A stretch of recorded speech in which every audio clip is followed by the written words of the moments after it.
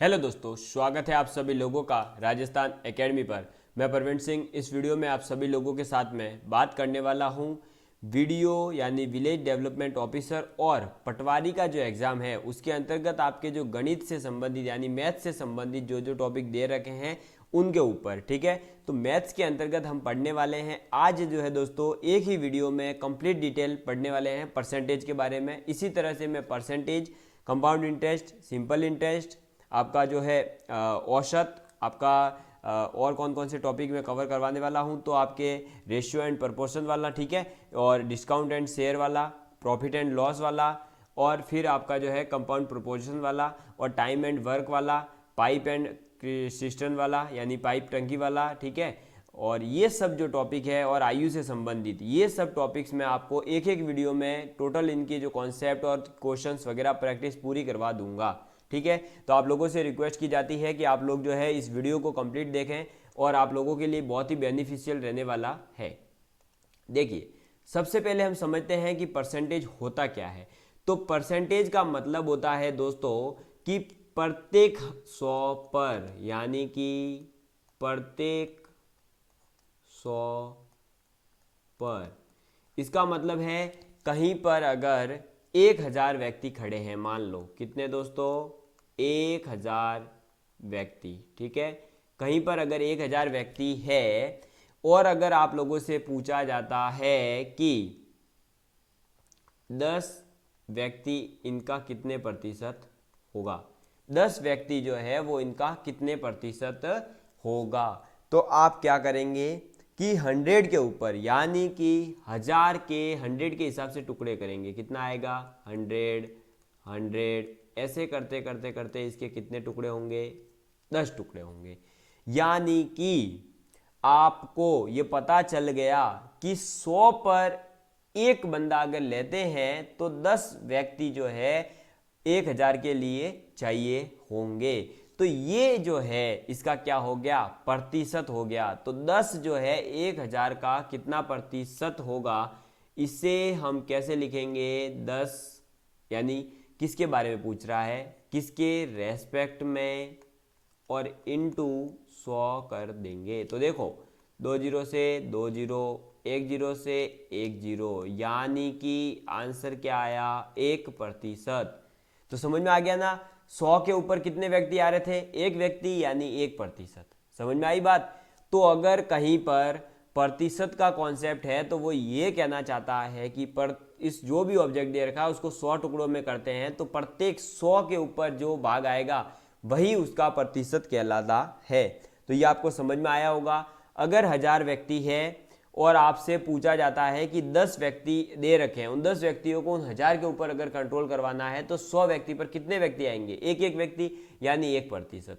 कैसे आएंगे, तो देखो 1000 के टुकड़े करो कितने, 10, क्योंकि 10 व्यक्ति है तो 1000 के 10 टुकड़े करेंगे तो 100 के 10 टुकड़े बन रहे हैं, यानी 100 के ऊपर ही एक आ रहा है। अगर यहाँ 1200 होते तो क्या कर देते हम, 1200 के भी 10 टुकड़े करते, यानी कि 120 120 120 120 120 120 हो जाते।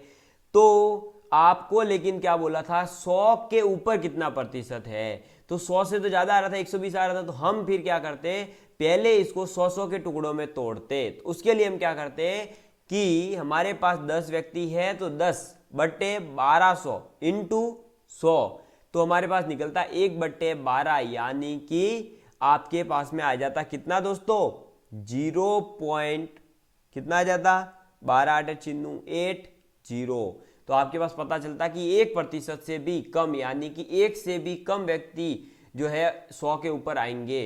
100 के सेट बनाते हैं तब, ठीक है। अगर 120 का सेट बनाते हैं तो एक व्यक्ति, 120 से कम व्यक्ति लेंगे तो आदमी क्या चाहिए होंगे, में ज्यादा चाहिए होंगे। समझ में आई बात। तो प्रतिशत क्या कहता है, प्रत्येक 100 के ऊपर। अब अगर ये किसी को समझ नहीं आया, टेंशन बिल्कुल नहीं लेना, हम सीखेंगे इसको क्वेश्चन से। देखिए, पहला क्वेश्चन मैंने आपसे पूछा कि यदि 25/2 का x%, आपको क्वेश्चन के माध्यम से ही मैं समझाता जाऊंगा, का मतलब क्या होता है, गुणा, ठीक है। और प्रतिशत जब भी हटेगा तो उसकी जगह आएगा 100। बात समझ में आ गई। तो अब देखो 25/2 का यानी आप लिखेंगे इसे 25/2 का की जगह गुणा x, प्रतिशत हटेगा तो बट्टे आएगा 100। ठीक है, ये पूरा कितना है 150 है, यानी कि 25/2 गुणा अगर आप x/100 करते हो तो ये 150 के बराबर आ जाता है। अब यहाँ से x की वैल्यू क्या होगी, तो ये हो जाएगा 25 से कट के 25 चौक 100, तो x बराबर कितना आएगा 150 इंटू 4 दूनी 8। ठीक है, तो 15 8 120 और एक ये 0, तो x बराबर 1200। बात समझ में आ गई, यानी कि x का 1200% कितना होता, 25/2 का 1200% कितना होता है 150 होता है। समझ में आई बात, समझ में आ गया होगा, क्रिस्टल क्लियर है। तो आपको क्या याद रखना है, का की जगह गुणा, परसेंटेज हटेगा तो बट्टे में 100 आएगा। क्या आएगा, ये इसके लिए ब्रैकेट में अगर लिखना चाहो तो लिखो 100 का भाग। ठीक है, प्रतिशत हटते ही हम 100 का भाग दे देंगे। तो क्वेश्चन समझ में आ गया आपको, 25/2 का कैसे करना था बता दिया। चलिए नेक्स्ट क्वेश्चन, राम के पास 8,000 रुपये थे, उसने कुल धन का 30%, 8,000 थे, 8,000 का 30%, यानी आप क्या करेंगे 8,000 का यानी कि गुणा 30% यानी 30/100। ये तो अभी तक बोला वो हो गया। फिर आगे देखो, खर्च कर दिया, यानी ये जो भी आएगा वो उसने खर्च कर दिया है। तो अब उसके पास कितना धन बचा, तो भाई 8,000 थे, उसका 30% इसने उड़ा दिया। तो अब पहले इसको सॉल्व करो, 1 0 से 1 0, 1 0 से 1 0, 800 इंटू 3 2400 रुपये। ये कहना चाहता है 8,000 में से 30% उड़ा दिया, यानी 2400 रुपये क्या कर दिए, खर्च कर दिए। तो अब उसके पास बचेगा कितना, तो बचत क्या होती है, बचत होती है आपके पास में आय कितनी है माइनस आप खर्च कितना करते हो। आय कितनी है 8,000, खर्च कितना कर रहे हैं 2400, तो बचेगा कितना, अरे जल्दी से बताओ 5600 रुपये बचेगा या नहीं। तो यही हमारे पास में अब बचा हुआ धन हो जाएगा। ठीक है, ये था मेथड फर्स्ट। मेथड सेकंड क्या कहता है, देखिए अगर आपके पास में 8,000 रुपये थे, यानी वो तो था 100%, 100% में से कोई भी वस्तु जो होती है वो अपने आप में 100% होती है। तो 100% है अगर कोई ऑब्जेक्ट, उसमें से आपने 30%, 100% में से आपने क्या करा 30% को यूज कर लिया। तो अब आपके पास बचा कितना होगा 70%। तो इसके कहने का मतलब है कि, एक मिनट में यहाँ लाइन खींच देता हूँ,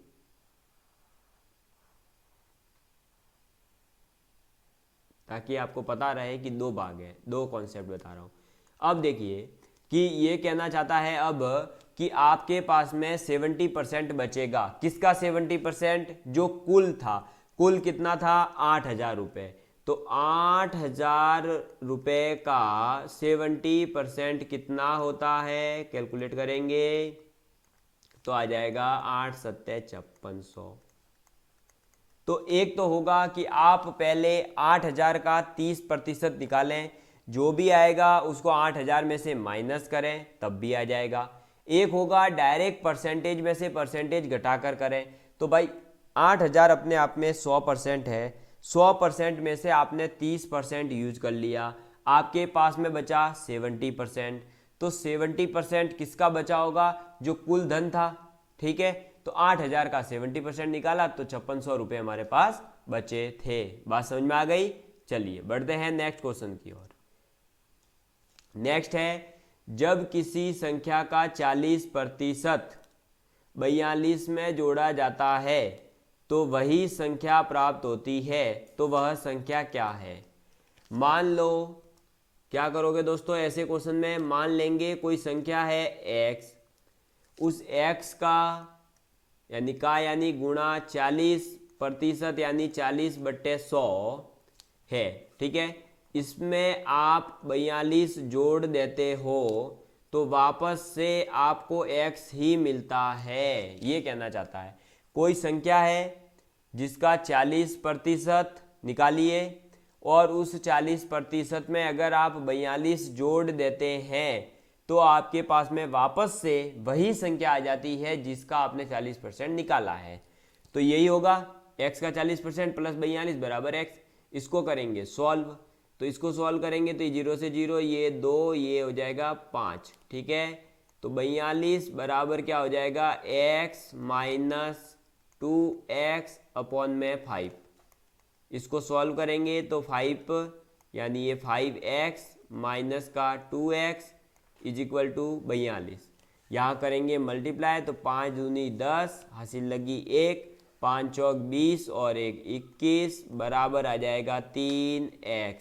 तो x बराबर हो जाएगा 70। तो ऐसा कौन सी संख्या है, 70 जो है वो एक ऐसी संख्या है जिसमें आप अगर उसका 40% निकालें पहले, तो फिर उस 40% में अगर आप 42 जोड़ते हैं तो वापस से आपके पास में 70 जो है प्राप्त होता है।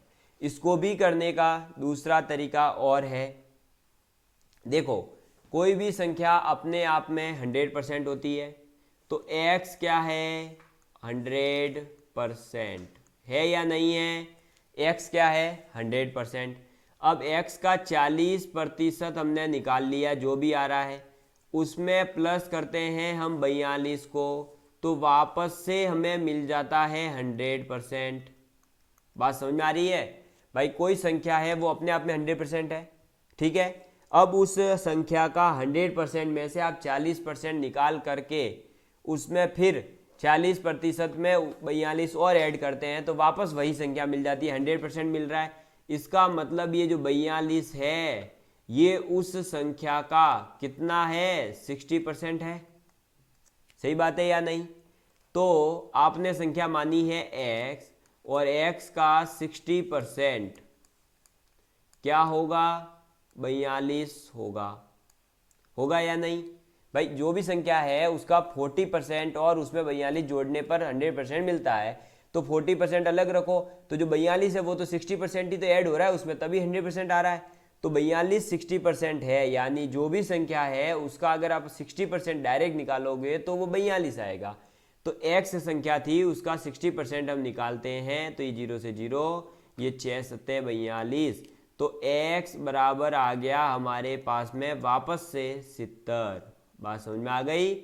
तो मैंने हर क्वेश्चन में कोशिश करूंगा कि आपको डबल मेथड बताऊं और आप जो है कॉमन सेंस यूज करते हुए उस क्वेश्चन को सॉल्व कर सकें।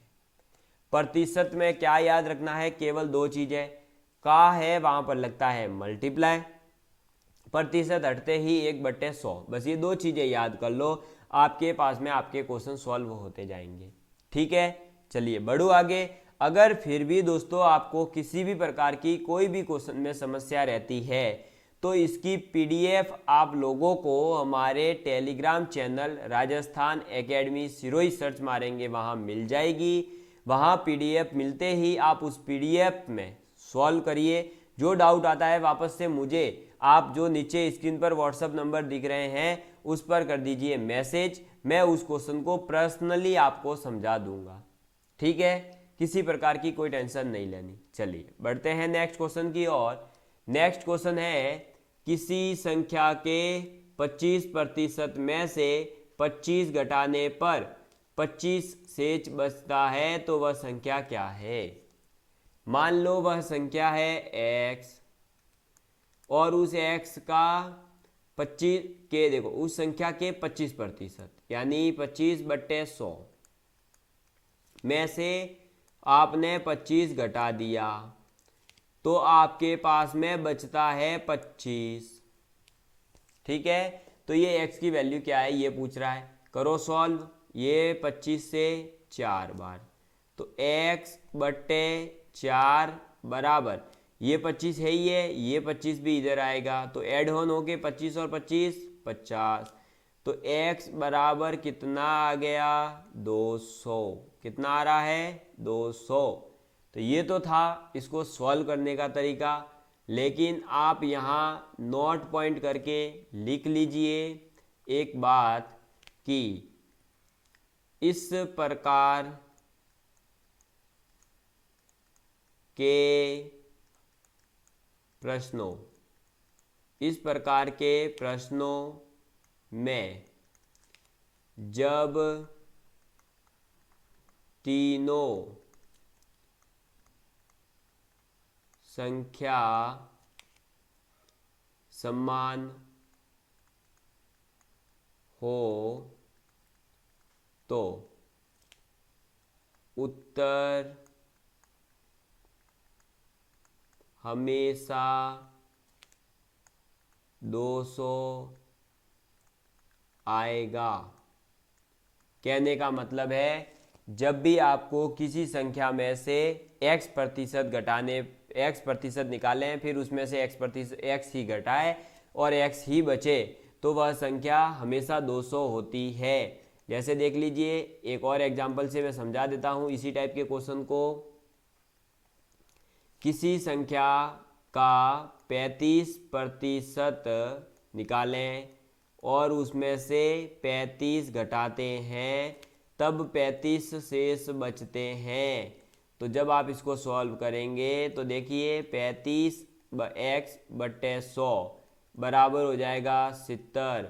35 दूनी 70, x बराबर 200। बात समझ में आ गई? तो आपको ये बात याद रखनी है, किसी भी संख्या में से अगर आप उतना ही प्रतिशत निकालें, फिर उतना ही प्रतिशत घटाएं, फिर उतना ही प्रतिशत शेष बचे, तो वह संख्या हमेशा 200 आंसर देगी, ऐसा क्वेश्चन। ठीक है, चलिए बढ़ते हैं नेक्स्ट क्वेश्चन की ओर। नेक्स्ट क्वेश्चन है कि सीता ने किसी परीक्षा में 180 अंक प्राप्त किए और वह 30 अंक से फेल हो गई। यदि परीक्षा का उत्तीर्णांक 30% हो तो परीक्षा का कुल पूर्णांक क्या होगा? देखिए भाई, सीता जो है वो एक एग्ज़ाम देती है और वो 180 नंबर ले आती है, लेकिन 180 लाने पर वह फेल हो जाती है। कितने नंबरों से? 30 नंबरों से। 30 नंबर से फेल हो रही है, यानी उसको लाने कितने चाहिए थे? 210 नंबर लाने चाहिए थे। ठीक है, लेकिन क्वेश्चन में कहा गया है कि उत्तीर्णांक जो है वो पूर्णांक का 30% है, यानी मान लो कि टोटल जो पेपर के मार्क्स थे वो कितने थे? टोटल मार्क्स हो गए आपके x, और जो मिनिमम आपको मार्क्स लाने थे वो कितने लाने थे? x का 30% लाना था आपको। तो जैसे आपके एग्ज़ाम में देखो, आप 10th का 12th का पेपर देते हैं, तब क्या कहा जाता है कि भाई आपको क्या करना है? 36% बनाने हैं। वैसे ही जो आप पटवारी ग्राम सेवक की वैकेंसी आई है, उसमें क्या बोला गया है कि 40% मार्क्स तो कैंडिडेट को कम से कम लाने ही लाने हैं। तो आपको 40% कम से कम लाने हैं। वैसे ही इसको, सीता को इस परीक्षा में 30% कम से कम लाने थे, यानी ये 210 जो है ये पूर्णांक का, जो भी पूर्णांक है, यानी टोटल पेपर x नंबर का है, तो उस x नंबर का 30% कितना होगा?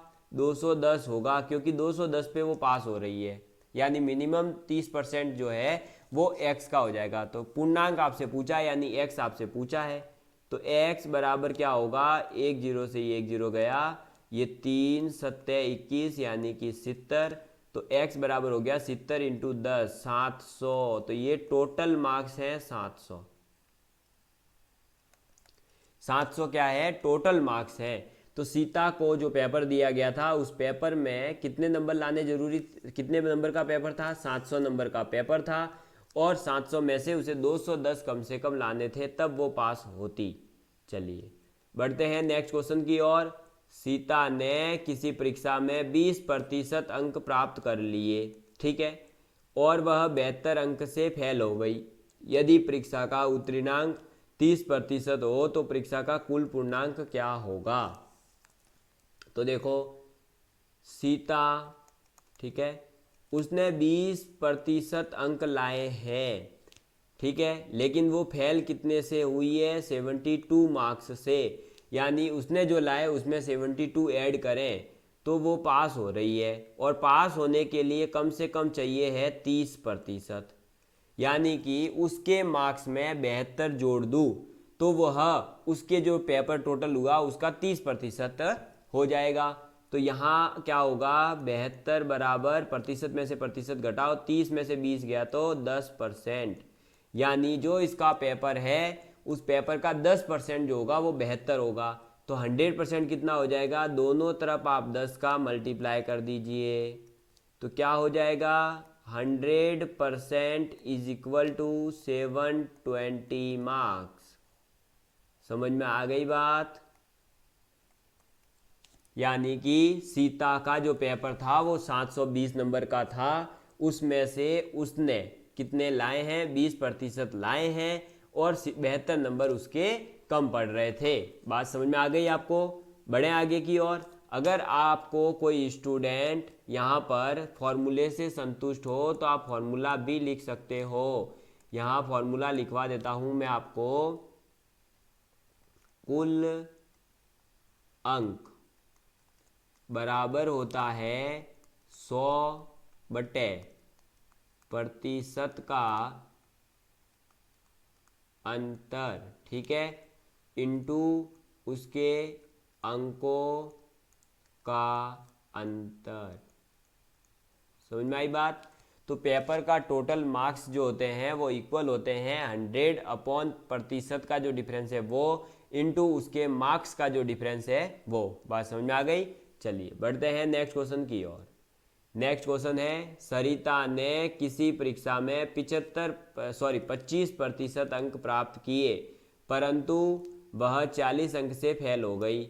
उसी परीक्षा में अंशुल ने 40% अंक प्राप्त किए, जो उत्तीर्णांक से यानी मिनिमम मार्क्स से 35 अंक ज़्यादा है। तो एक तो है सरिता जो 25% अंक ला चुकी है और वो फेल हो गई है, यानी उसमें तो 40 नंबर कम पड़ रहे हैं। एक है अंशुल यानी ए, इसके 40% इसने मार्क्स लाए पेपर के, और इसके पास ज़्यादा कितने हैं, 35, यानी 35 कम कर सकता हूँ। तो अब ये जो कंडीशन है, ये 25% प्लस 40 और 40% माइनस 35, ये दोनों क्या हो जाएंगे, बराबर, क्योंकि दोनों के जो उत्तीर्णांक है वो तो बराबर होंगे ना, पेपर एक है तो 25% में 40 ऐड कर दूंगा, क्योंकि इसको 40 नंबर कम पड़ रहे थे, तभी ये 40 नंबर ऐड हो गए, तो ये भी पास हो गई। और अंशुल को भी केवल आप पास करवाइए, जो 35 नंबर इसके ज़्यादा आ रहे हैं ना, उस 35 को वापस घटा दीजिए।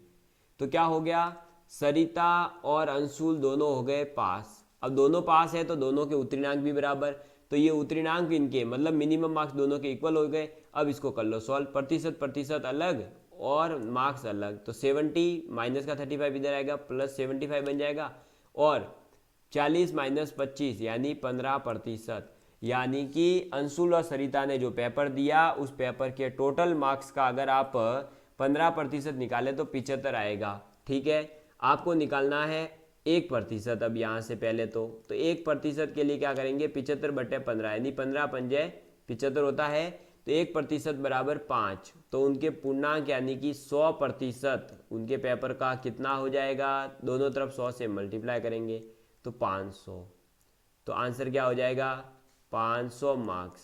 समझ में आई बात? यानी कि 500 मार्क्स का पेपर था, उसमें से जो हमारा अंशुल है उसने 40% प्राप्त करे थे, जो कि उसके उत्तीर्णांक से 35 ज़्यादा थे, तो हमने कम कर दिए। और सरिता थी उसने 25% ही अंक प्राप्त करे थे 500 के, उसको 40 नंबर कम पड़ रहे थे, हमने उसमें ऐड कर दिया। ठीक है, बढ़े आगे की ओर। चलिए नेक्स्ट क्वेश्चन है, किसी परीक्षा में 30% छात्र संस्कृत से और 25% अंग्रेजी में अनुत्तीर्ण हुए, यानी दोनों विषयों में 10% छात्र अनुत्तीर्ण हुए हो, तो बताओ दोनों परीक्षाओं में कुल कितने छात्र अनुत्तीर्ण हुए हैं। तो देखिए इसके लिए आप वेन डायग्राम वाला कॉन्सेप्ट यूज करेंगे। मैं 3 गोले बना देता हूं पहले,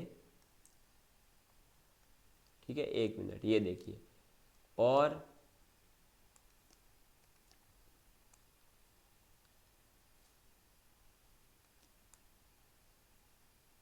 अब देखिए भाई, ये जो गोला है ए वाला और ये बी वाला गोला, ये रिप्रेजेंट कर रहा है संस्कृत को और ये रिप्रेजेंट कर रहा है अंग्रेजी को।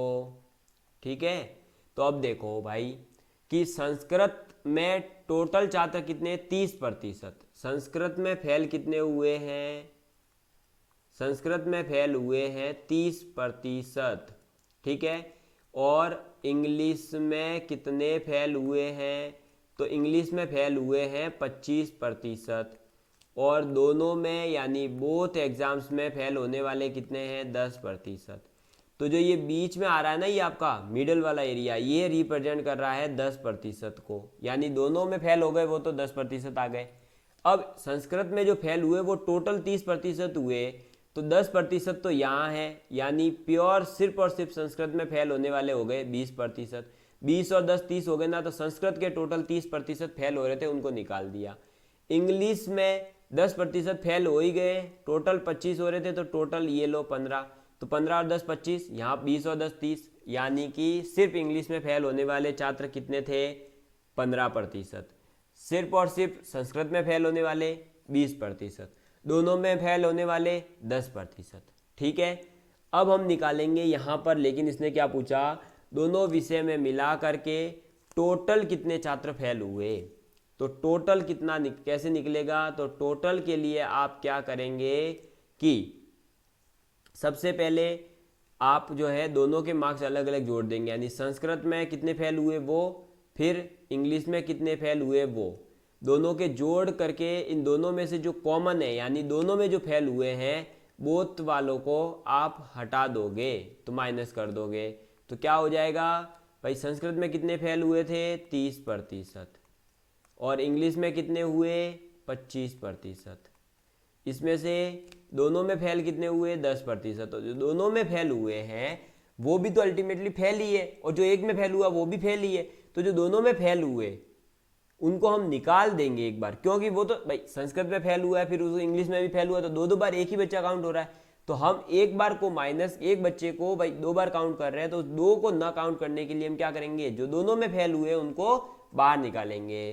तो क्या हो जाएगा, 55 माइनस 10, 45%। यानी कि हम ये कह सकते हैं कि दोनों में मिला करके, या आप ये कह सकते हैं टोटल छात्र कितने फेल हुए, 45% टोटल छात्र फेल हुए हैं। टोटल कितने छात्र फेल हुए हैं, 45%, यानी 45% छात्र फेल हुए हैं। नेक्स्ट क्वेश्चन है आपका, देखिए, चीनी के भाव में 25% वृद्धि हो जाने से, जब भी ऐसा क्वेश्चन आए कि 25% एरिया बढ़ा दिया, लेंथ बढ़ा दी, वो बढ़ा दिया, आप क्या करेंगे, पहला जो केस मानेंगे जब बढ़ने से पहले का, वो 100 मान लेंगे। तो ये मैं लिख रहा हूँ मूल्य और ये मैं लिख रहा हूँ खपत। पहले मान लो 100 रुपये किलो थी और हम 100 किलो ही उड़ा रहे थे।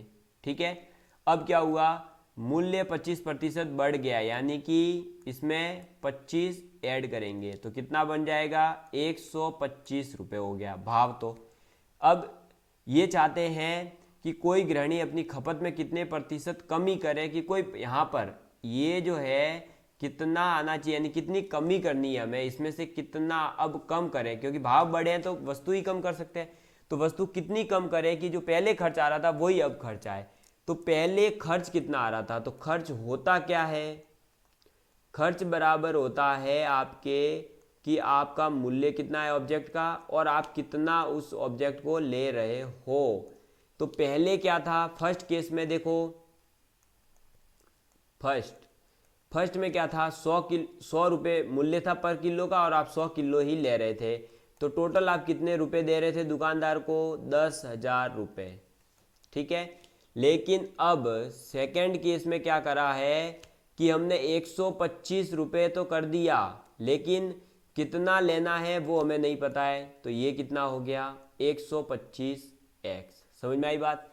और इस क्वेश्चन में कह दिया गया है कि आपको जो 10,000 पहले खर्च कर रहे थे, तो इसका मतलब है अब भी आप 10,000 ही खर्च करिए, कोई प्रभाव नहीं पड़ना चाहिए आपके खर्च के ऊपर। यानी 10,000 बराबर कितना हो जाएगा, जो पहले खर्च हो रहा था वो बराबर हो जाएगा अभी जो खर्च हो रहा है। और अभी खर्च कितना हो रहा है 125 इंटू एक्स, क्योंकि अभी भाव बड़े हैं तो हम ऑब्जेक्ट की जो क्वांटिटी है वो कम ले रहे हैं, तो क्वांटिटी कितनी ले रहे हैं वही तो निकालना है, तो वही होगा एक्स। तो अब इसको सॉल्व करेंगे तो 25 पंजे 125 और ये 25 चौक 100 और ये 400, ये 5 से कटेगा 5 अट्टे 40 और ये 0, यानी x बराबर आ जाएगा 80। ठीक है, इसका मतलब है कि पहले हम जहां 100 किलो शक्कर खा रहे थे अब हम कितनी खाएंगे 80 किलो ही खाएंगे।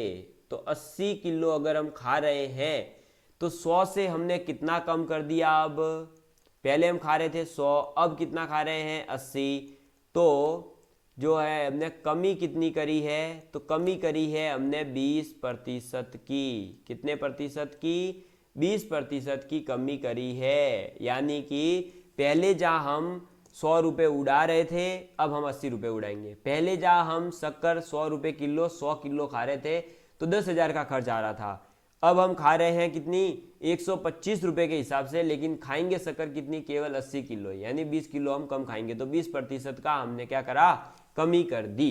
ठीक है, अब नेक्स्ट क्वेश्चन, ये जो है दोस्तों आपका पीछे जो बताया उसी से संबंधित है, ये आपका होमवर्क है, ये भी आपका होमवर्क है, ये भी आपका होमवर्क है और ये भी आपका होमवर्क है। ठीक है, तो आप लोगों को होमवर्क कंप्लीट कर लेना है। मैंने प्रैक्टिस के लिए आपको 4 क्वेश्चन दे दिए हैं। ठीक है, स्क्रीन के ऊपर जो नंबर दिख रहा है आप वहां से मुझे व्हाट्सएप पर ज्वाइन कर सकते हैं, वहां से आप टेलीग्राम वगैरह भी ज्वाइन करिए।